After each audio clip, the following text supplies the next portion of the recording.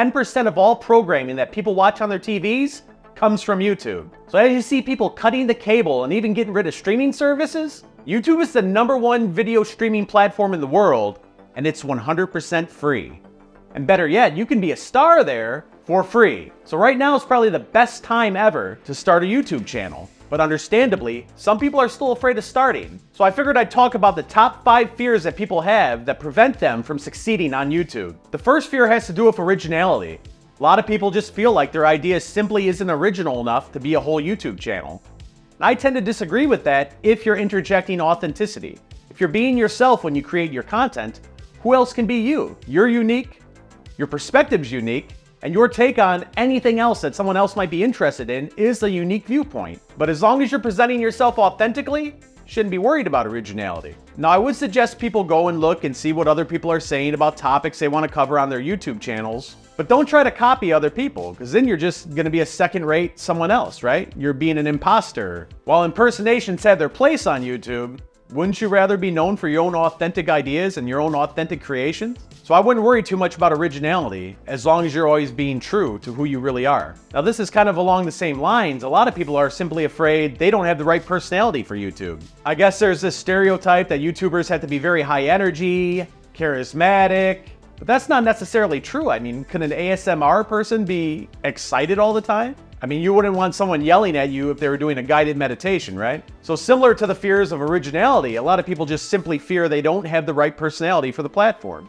As long as you're being authentic, you're going to find your audience. Now, it might not be instant, but eventually your audience will come if you stay consistent with creating videos and true to yourself when you create those videos. Pour yourself into it. The more you put yourself into the actual videos, the more authentic it's going to be, the more passionate it's going to be, and the more people will understand and connect with what you have to say. One of the most common fears is that your videos simply won't be high quality. You don't have the right camera, you don't have the right lights, your microphone's not right, you don't have the right background. A high quality video as defined by YouTube is click-through rate plus retention. More so viewer retention, because you can get someone to click a bad video. And what do I mean by a bad video? A bad video to me is a video that does not deliver on the title or the thumbnail. That's called clickbait.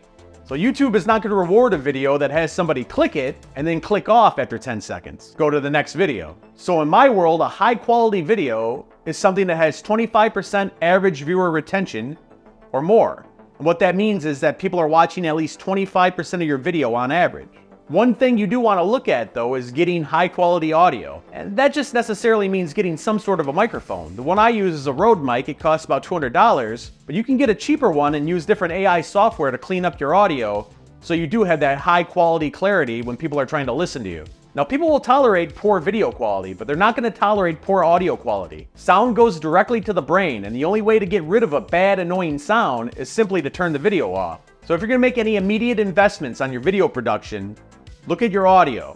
You can use your smartphone to capture the video. That'll be good enough. If it wasn't, TikTok wouldn't exist, right? Now, this might be one of the last fears that somebody has to get over in order to start their YouTube channel, which is, what if no one watches? You'll probably be the only one watching your channel, unless you got friends or family that are actually going to click that link that you share with them. Building a YouTube channel isn't an overnight thing. It does take consistency and commitment.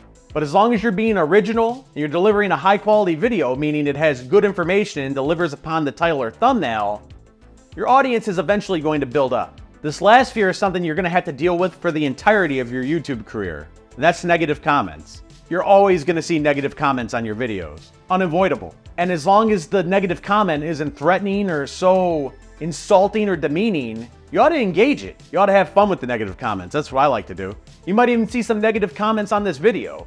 You probably see some negative comments on this video because I don't delete them. I always love to engage the trolls. It was one of my favorite shows when I was a kid, and I used to have a few of them. Every negative comment is an opportunity just to showcase your authenticity and your personality.